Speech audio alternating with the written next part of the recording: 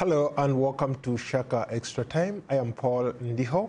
Joining me on set is Shaka Ssali himself, aka the Kabale Kid. Hello, Shaka. Hello, Paul. How are you? Hugely terrific, of course. You know what is happening out of Moscow. Well, quite interesting to say. But not particularly for the African really sports enthusiast, because so far we don't look good, do we? We don't. Let's get to that in a minute. A warm welcome to you all, our Facebook followers and Twitter people tweeting us live. Shaka Extra Time is a place where you get to talk to Shaka himself and ask us some questions. Today we're going to be talking about a wide range of issues, but maybe we'll start in Moscow. So Shaka, what an exciting time to be in Moscow. The World Cup kicked off last week. There's been a couple games played so far. Bring us up to speed. What's your assessment? Very interesting, but it seems to be like increasingly becoming the type of competition or a type of World Cup that reminds me, frankly, of something very sad that occurred while the World Cup, was being held in the United States back in 1994. I remember when Colombia was playing against the United States of America, and a man called Escobar, he had very, very romantic and very interesting, really, hair. You know, some kind of afro. Was he named after Pablo Escobar? Who knows? They probably could be related. Who knows? But what happened was he committed, at least according to Colombians, frankly, treason in terms of football.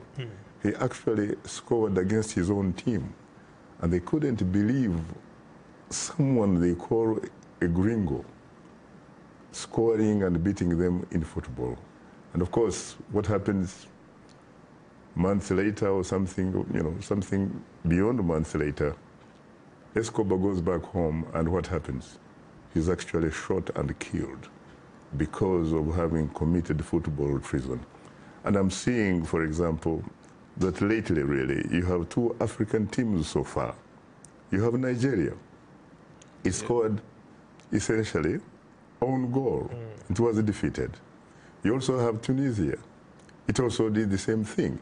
And just before we came to the studio, by the way, I saw some consolation, at least a team from Europe, Poland, scoring against Serif and giving an edge to Senegal. So who knows? Well, it looks like right now Senegal is our only hope because Tunisia didn't do very well, Egypt, Morocco, Nigeria. So it looks like right now if Senegal can score maybe one extra goal, it could be our only hope for this World Cup as Africans. But hold your champagne, really, because you cannot celebrate until the fat lady sings. You have to wait, frankly, for the final whistle before you begin, you know, being, you know, somewhat enthusiastic and what have you. But who knows? They could actually do it. But you see, technically speaking, if you have to stay in the competition, you have to win. At least you have to be seen like you want to win. Well, for some of these teams, they just show up, but they haven't actually played to the satisfaction of their fans back home.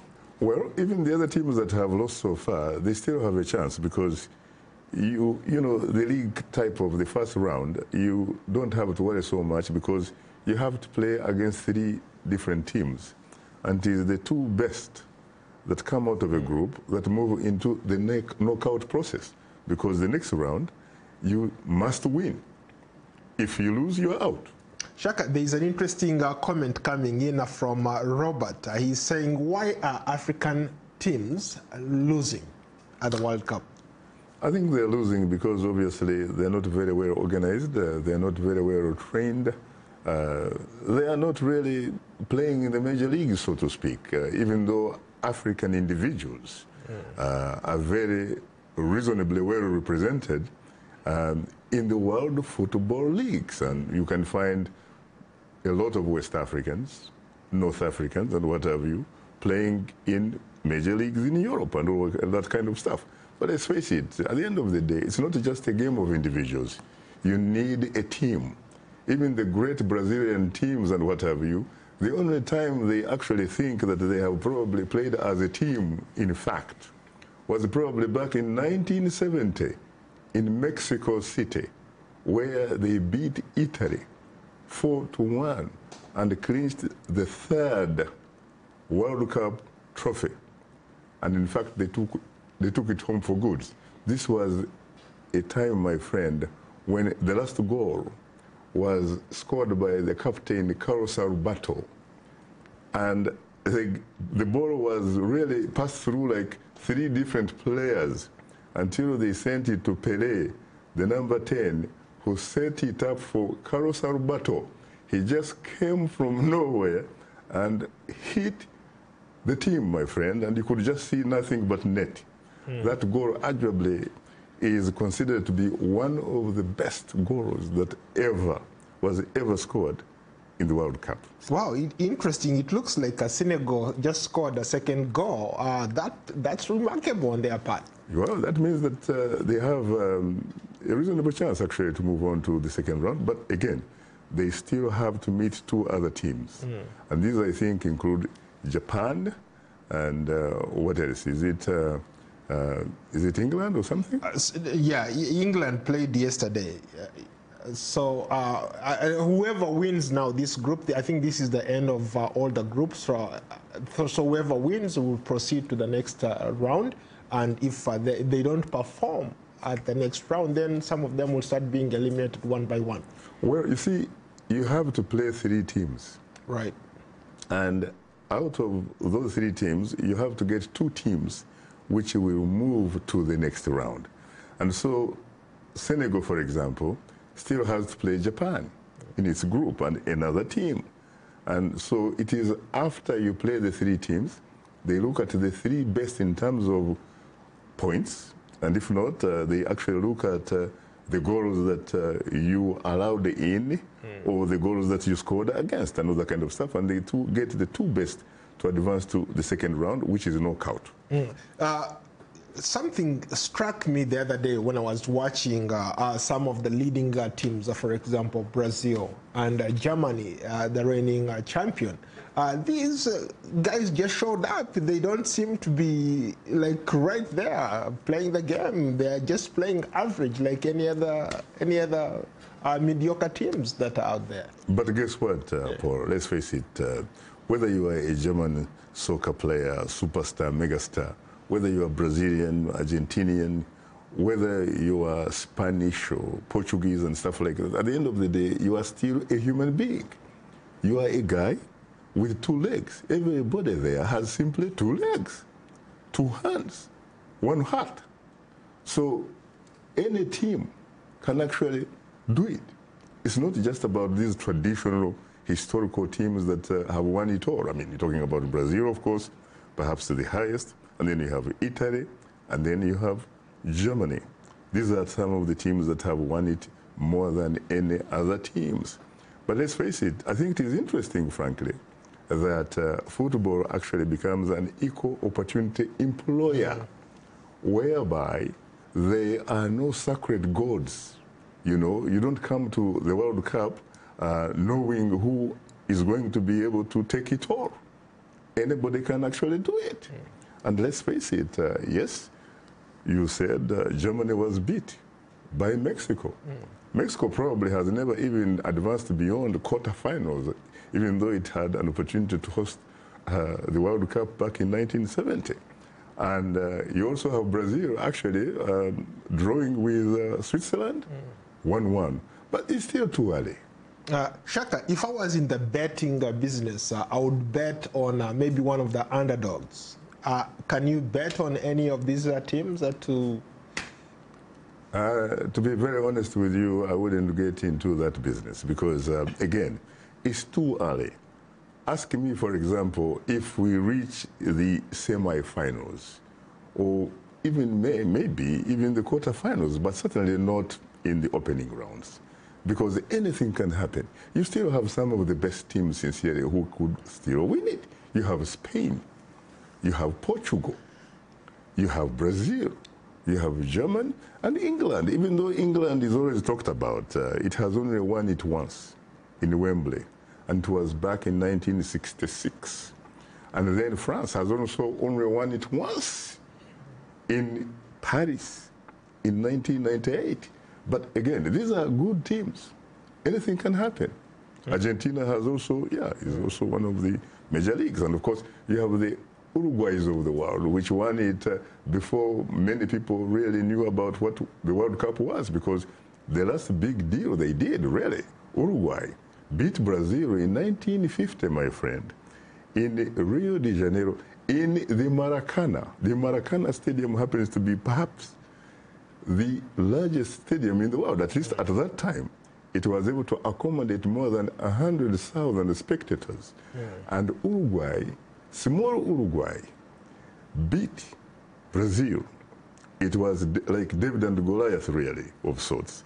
And the Brazilians went on to mourn, not only football-wise, but actually in every sense of the word.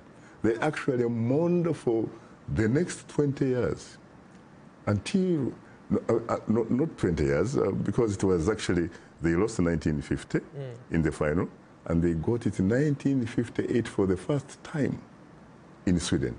That's when young Pele at 17 actually scored in that goal. Well, that's a perfect segue. Shaka, let's maybe talk some politics. Let's start in Kenya.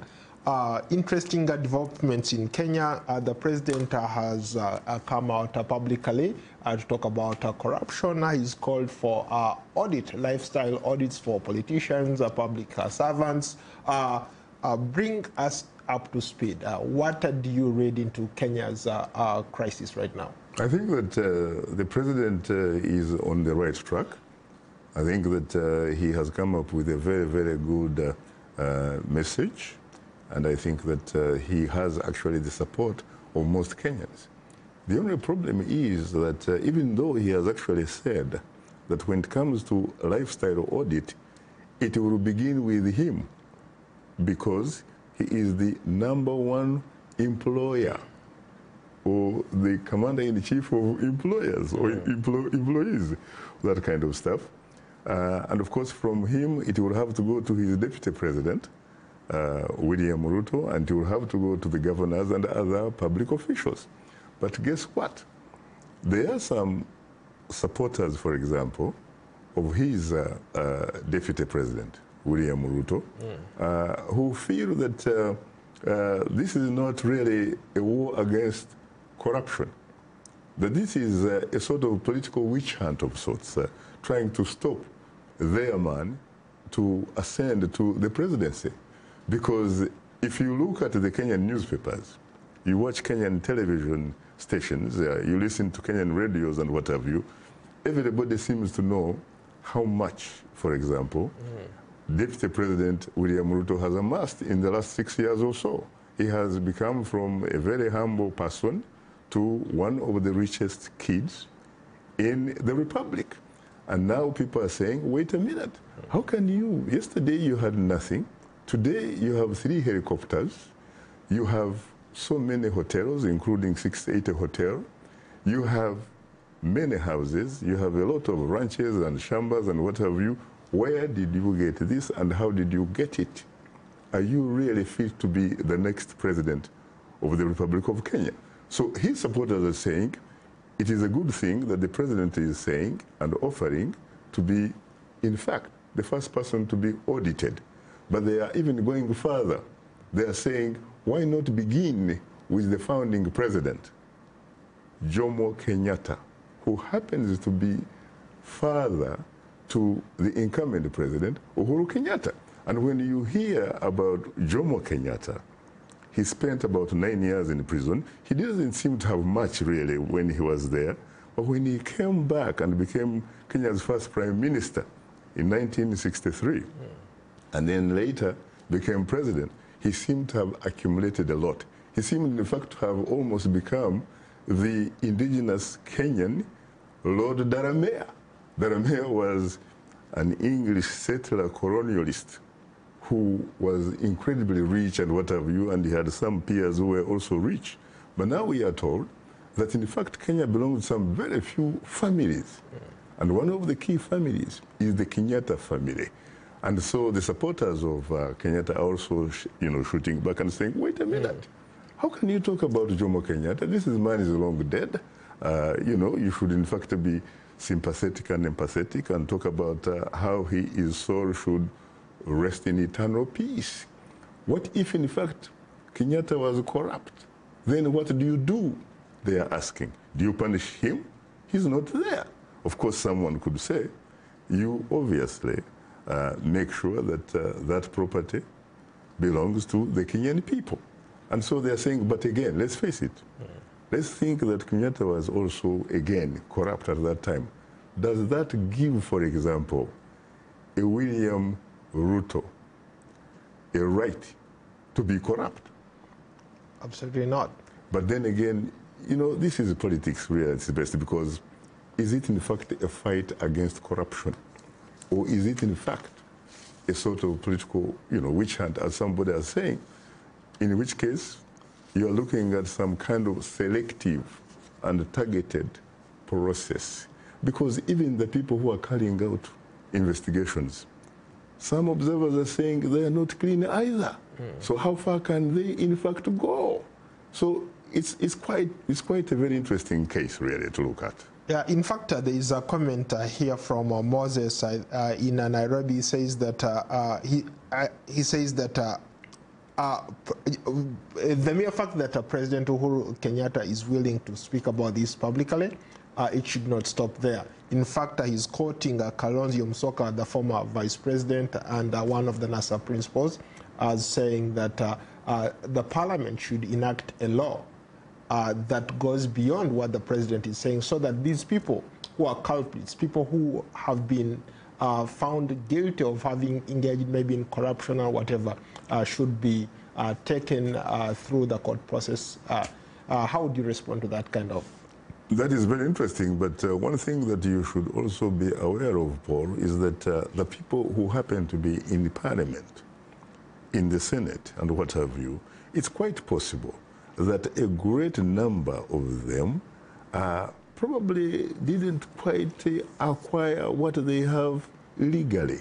It's quite possible that they may not be very enthusiastic, frankly, about bringing up that kind of bill and passing it into law, a law that, of course, would be assented to by the president.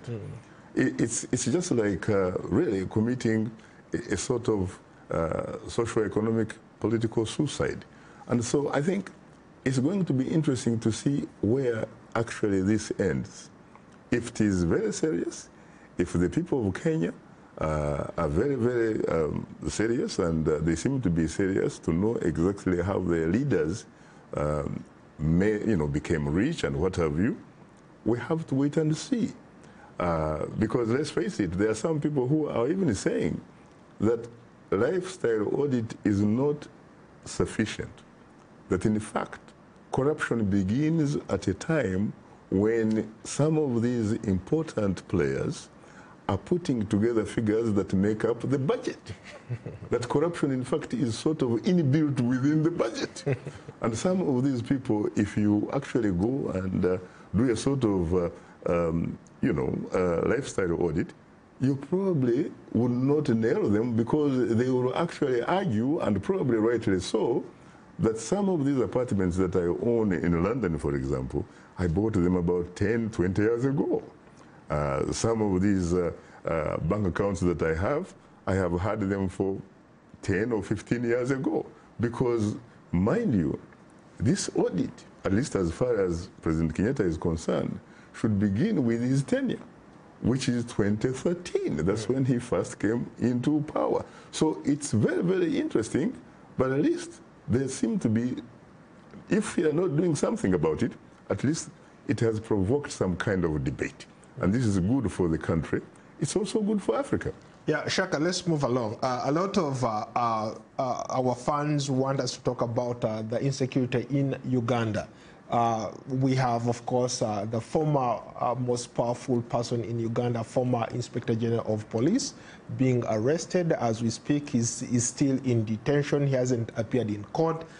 26 other senior army and police officers have been arrested as well. along charges of extortion, kidnappings, all sorts of things. In some cases, espionage. Your reaction? You see, the problem is that we really don't know much about Kale Kaihura. Why, for example, the state or the military, why they decided to arrest him. They seem to have arrested him. Why do I say they seem to have arrested him? Impeccable sources say that, in fact, this man is living in a place called Makindye. Makindye, there happens to be a military police, but he is not in prison. He actually is living in a comfortable house, which reportedly has very good furniture. He has even unfettered access to DSTV. He can actually watch you. He might, in fact, be watching us. But that sounds like a discrimination. Other people are locked up and thrown in jails. This guy is being treated like a hero of some sort. Well, you know, ideally, when you think about the way things should be done, really, if you are a senior military officer, you should actually be treated with respect. Because, mind you, he still remains a suspect. He is not guilty.